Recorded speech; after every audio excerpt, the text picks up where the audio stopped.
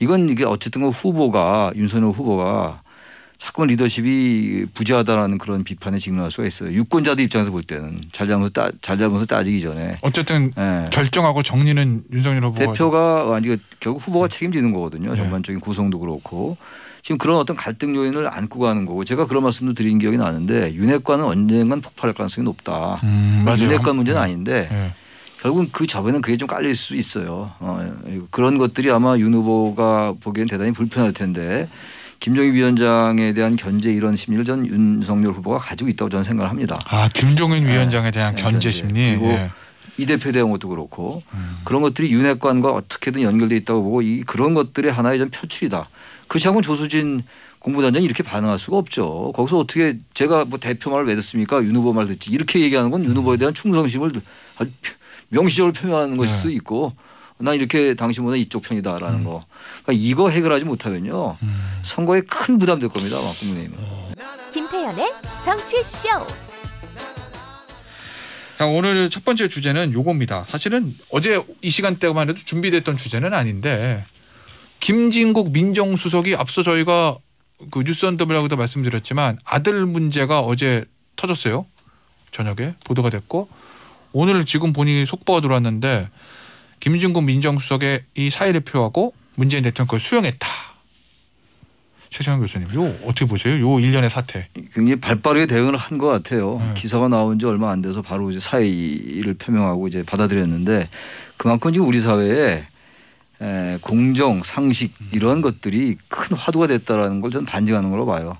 이게 과거 같으면 이게 뭐 논란이 있다가 설령 사퇴를 하더라도 시간이 걸리고 이럴 텐데 그렇죠. 그런 거 없이 바로 사의 표명 안 할 수 없게끔 상황이 됐을 것이고 대통령이 이제 받아들이기 때문에 그만큼 우리 사회가 얼마나 이 기준이 엄격해졌느냐 그런 걸 알 수가 있는 것이고 그런 것들에 비해서 본다면 지금 대선 후보들의 그 가족 비리, 가족 리스크라는 것 그런 것들은 참 반성할 점이 많다. 이런 걸 하나를 보더라도 이거 하나로 벌써 이제 민정수석이 사퇴를 하는데 우리 사회에 많은 경각심을 불러일으키는 거라고 생각합니다. 그죠. 예전 같으면은 좀 버티고 뭐 그렇지. 아니 뭐 아들이 혼자 그런 거지 뭐 아버지가 그렇죠. 뭐 힘을 권한을 남용한 것도 없는데 이러고 좀 버티고 이랬을 텐데 확실히 뭐 대선도 있고 그래서 그런지 청와대에서 발빠르게 움직인 것 같네요. 민주당 얘기 좀 해볼게요. 진 팀장. 지금 민주당발에서 가장 뜨거운 이슈는 이재명 후보 아들 논란보다 공시가.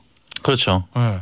공시가 현실화하는 게 시세와 맞추겠다는 게 문재인 정부의 큰 방침이고 민주당과 이재명 후보도 거기에 찬성이 왔는데 내년 1년은 그거 안 한다는 거잖아요.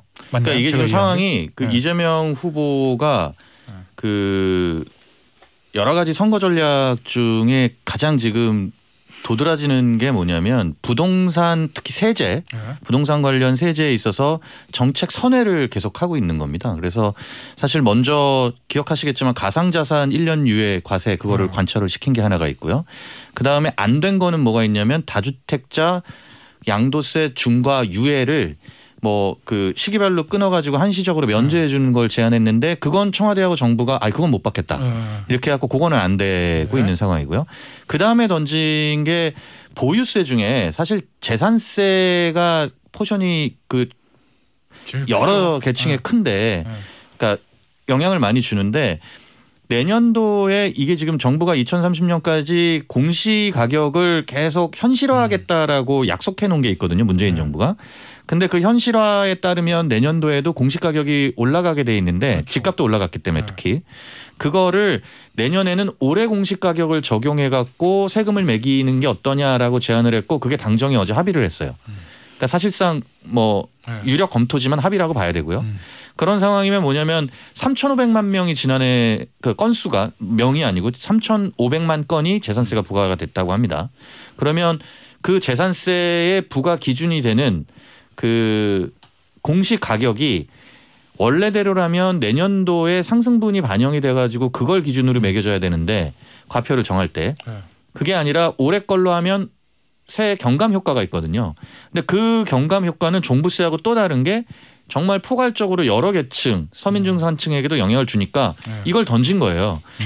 그러니까 야당 입장에서는 상당히 지금 머리가 아플 수 있는 게 민주당은 아예 난 모르겠다. 내가 예전에 했던 정책은 상황이 바뀌었으니까 이렇게 바꾸겠다라고 하면서 대선 표를 위해서라고는 얘기하지 않지만 누가 봐도 대선 표를 위한 거라고 분석이 되고 있고 야당 입장에서는 저렇게 세금 깎아주는 거에 속내는 비판할 수 있어도 세금 깎아주는 것 자체를 그렇게 하지 마라라고 얘기할 수 있는 상황은 아닌 그런 상황이고 다만 민주당 내부에서는 특히 다주택자 그 유예 같은 경우에 그 다주택자 중과 유예 같은 경우에 이 문재인 정부의 세금 정책을 뿌리째 흔드는 거다라고 하는 반발이 있어요.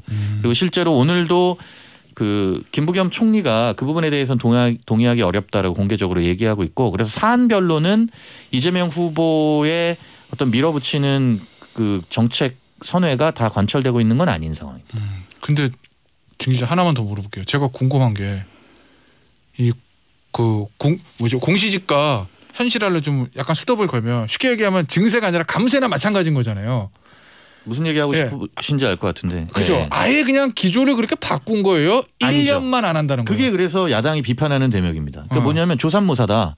내년에는 예를 들어서 1년 유예는 시켜줬다 치고 그다음에 어차피 내후년에 그 상승분까지 반영이 돼갖고 만약에 올리게 되면 그 결국은 부담이 국민들한테 다시 그때 가서는 돌아오게 되는 거다. 그리고 땜질이다.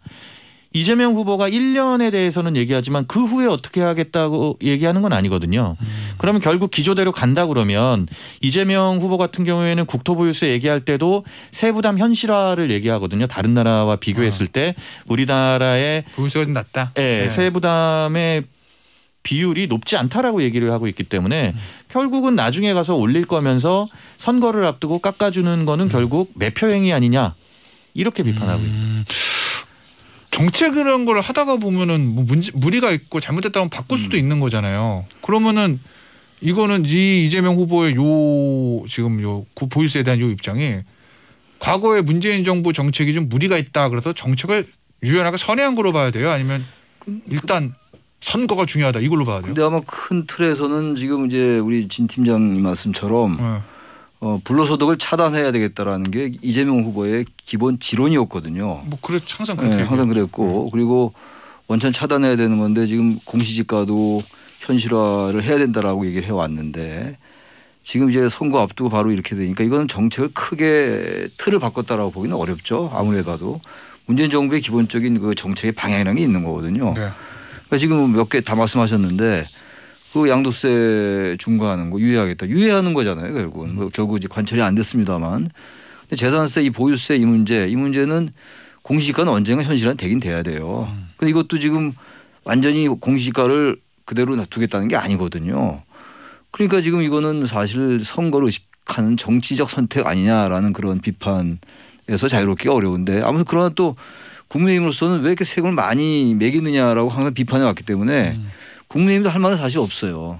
그러나 당장 이제 이런 정책 쓰면은 이재명 후보가 뭐 조사모사하는구나 그런 비판을 할 수 있다 하더라도 이게 유권자들에게는 또 영향을 줄 것 같아요. 그러니까 이재명 후보에게는 긍정적 영향으로 다가올 가능성이 커요. 유권자 입장에서는 일단 당장 내년에 세금이 왜냐하면 3월 달에 공시지가가 나오거든요. 네. 근데 3월 달 선거인데 공시지가가 3월 달에 나오는데 그걸 기준으로 7월에 통지가 되죠. 그러니까 말이에요. 그렇다면 이거는 굉장히 영향이 있다고 봐요. 정책이라는 게 결국은 별로 영향이 없는 것 같아도 이런 영향은 이런 것들은 직접적으로 오거든 직접적으로 오기 때문에 유권자들에게 국민의힘이 곤혹스러운 거예요. 다시 말하면 이런 것들이 바로 여권이 갖고 있는 무기거든요. 그렇죠. 집권여당의 무기죠. 그래서 그걸 잘 못 써왔던 거예요. 집권여당이. 그러나 어쨌든 간에 이재명 후보가 말을 바꾸고 너무 이 선거만 의식하는 거 아니냐라는 비판이 있다 하더라도 그 비판에서 오는 간표보다는 이 정책을 시행하고 계속 이렇게 뭔가를 제시하고 정책을 설령 이제 여권에 의해서 다 받아들여지지 않는다 하더라도 그런 거기서 오는 득표 요인이 더 많다라고 저는 생각해요.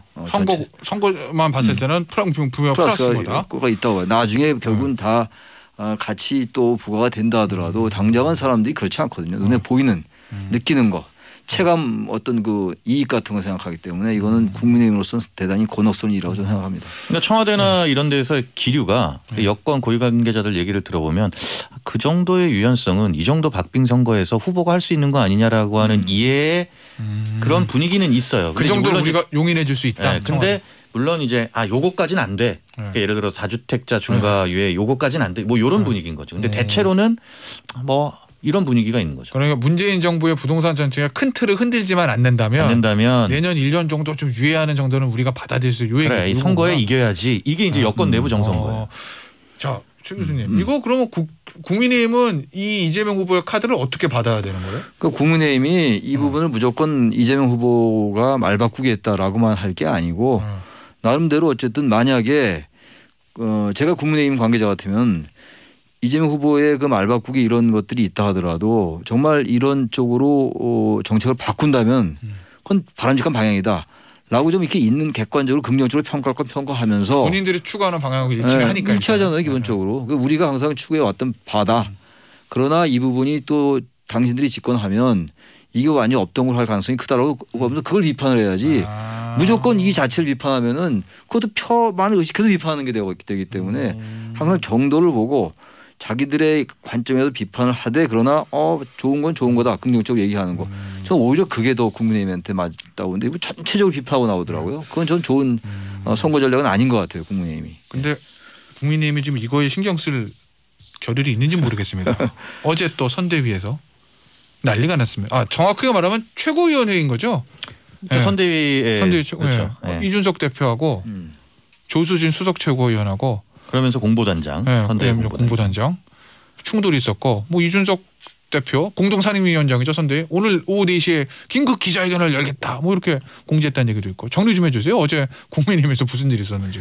그러니까 제일 많이 지금 회자되고 있는 얘기가 이준석 대표는 일종의 이제 그 조수진 단장한테 공보의 문제점에 대해서 질타를 한 건데 그 질타를 받은 조수진 단장이 저는 윤석열 후보의 말을 듣는 사람이다라고 반박을 한 거예요. 당신 말은 안 듣겠다 뭐 이런 식으로. 반박을 하니까 이준석 대표가 책상을 치고 나갔고 그 뒤에 그 SNS를 통해서도 여러 가지 이제 얘기들이 이어졌는데 사실 그 밤 사이에 진행된 상황 중에서 지금 가장 오늘 상황에 이어지는 거는 조수진 단장이 그 뒤에 일부 기자들에게 그 보수 유튜버가 이준석 대표의 정신에 좀 문제가 있다라는 취지의 어떤 그 유튜브 콘텐츠를 만든 거를 공유를 했다고 그래요. 그 공유를 한 거를 이 대표가 다시 기가 차다 하면서 문제 제기를 했고 거기에 대해서 조 단장이 사과를 하고 이런 과정들이 있었는데 4시 지금 회의를 예고하면서 아직 완전히 확인은 안 됐습니다만 이 대표가 거취를 조 단장이 표명해야 한다라고 얘기를 했기 때문에 조 단장이 거취를 그때까지 표명하지 않을 경우에 본인의 거취와 연계되는 얘기를 할 수도 있다 하는 얘기를 지금 얘기가 돌고 있어요. 그래서 결국은 이거 내부 분란 상황이 다시 또 울산 만찬 회동 이후에 사실 이렇게 표면화된 건 없었는데 결국은 인사 문제를 놓고 내부 갈등이 아주 표면화된 상황입니다. 지금.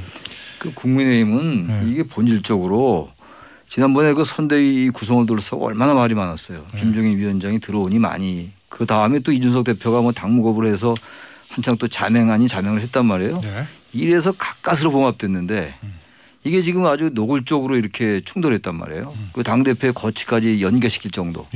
이건 이게 어쨌든 그 후보가 윤석열 후보가 자꾸만 리더십이 부재하다라는 그런 비판에 직면할 수가 있어요. 유권자들 입장에서 볼 때는 잘잘못을 따지기 전에. 어쨌든 결정하고 정리는 윤석열 후보가. 대표가 아니 결국 후보가 책임지는 거거든요. 전반적인 구성도 그렇고. 지금 그런 어떤 갈등 요인을 안고 가는 거고 제가 그런 말씀도 드린 기억이 나는데 윤핵관은 언젠간 폭발할 가능성이 높다. 윤핵관 문제는 아닌데 결국은 그 저변은 그게 좀 깔릴 수 있어요.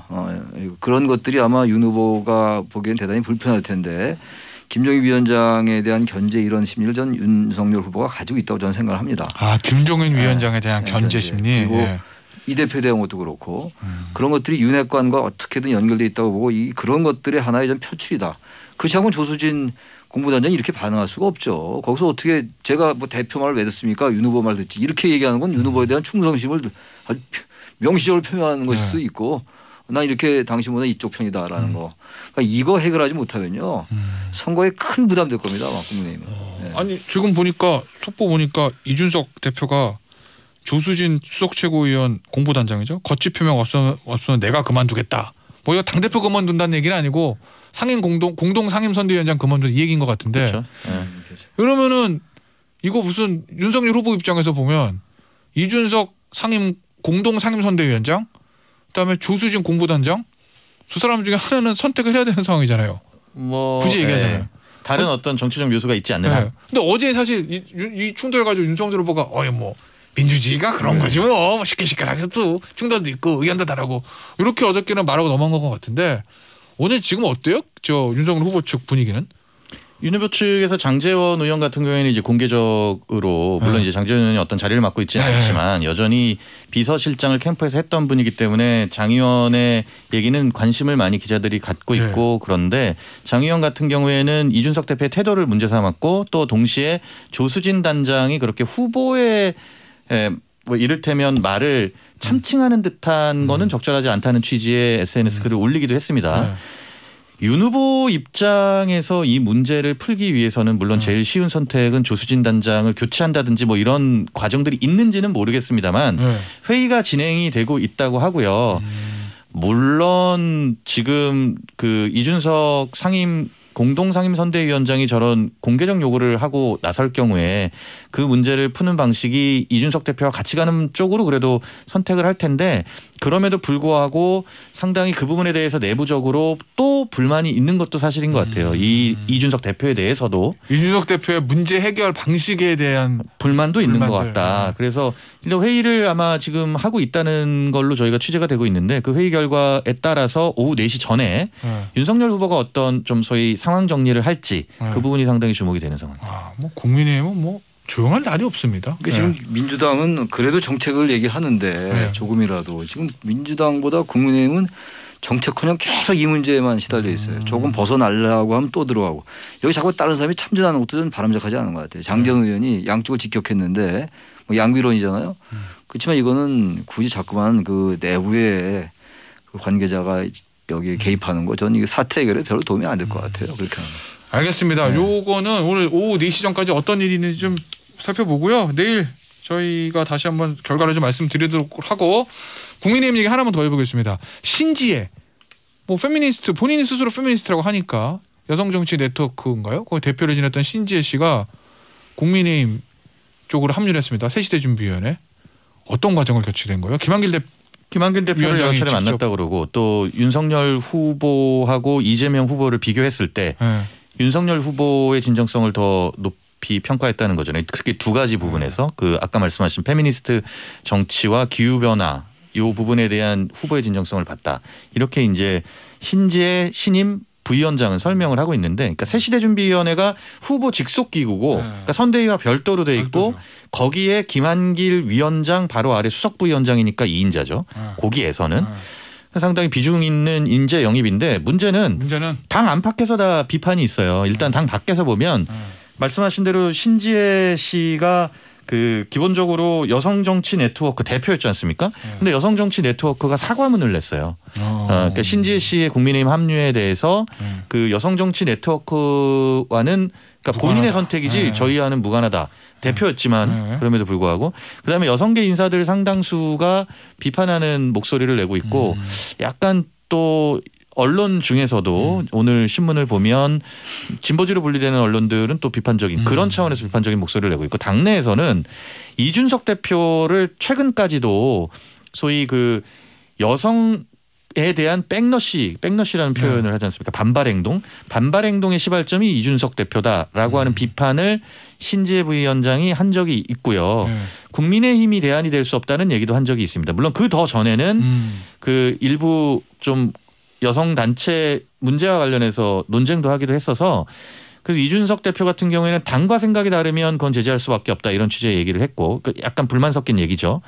하태경 의원 같은 경우에 아예 대놓고 영입 반대를 공개적으로 밝히기도 했습니다. 당내에선 특히 2030 남성들이로 추정되는 당원들이 당원 게시판 등에 반발의 목소리를 내는 상황입니다. 자, 시간이 50초 있는데 일단 뭐 신지혜 씨 개인에게 이것이 득인지 실인지는 뭐 신지혜 씨가 뭐 개인 일이니까 알아서 한다 치고 국민의힘 윤석열 후보라고 할게요. 윤석열 후보에게는 신지혜 씨 영입이 플러스가 돼요? 아니에요? 뭐 크게 마이너스는 안 되겠지만 뭐 크게 플러스 될 것 같지 않아요. 지금 신지혜 씨 한 사람이 들어왔다고 해서 2030의 여성 표심이 갑자기 국민의힘에 가는 건 아닌 것 같거든요.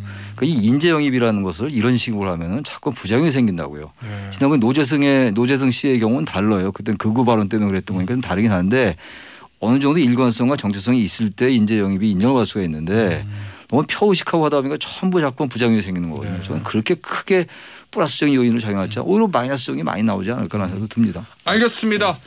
오늘 정치말렙 시간은 여기서 마무리하도록 할게요. 지금까지 최창렬 용인대 교수, 진송민 SBS 정치팀장이었습니다. 감사합니다. 예, 감사합니다.